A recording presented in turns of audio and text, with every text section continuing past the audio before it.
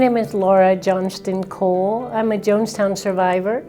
I have done a lot of different public speaking and classes and different things over the year. One of my very favorite ways of approaching People's Temple so that people have a good idea of what it's really about is putting it in the historic perspective of the 1960s and 70s. Just in one decade or less than a decade, we had Martin Luther King, Bobby Kennedy, John Kennedy, Malcolm X, and Medgar Evers all shot by vigilantes or killed by vigilantes.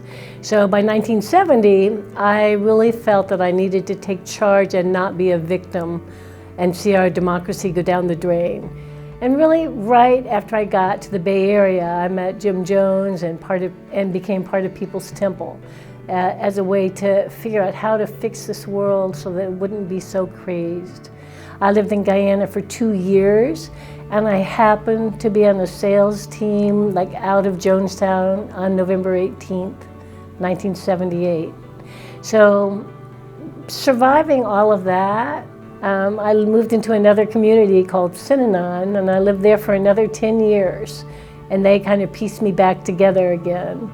So I've lived in 2 cults over my lifetime, and I have a perspective now of why People's Temple was able to gain so much power, and a sense of what leadership styles seem to draw people in.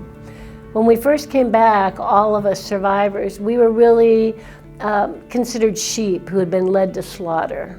And my main goal is to think that, 917 people died besides Jim Jones.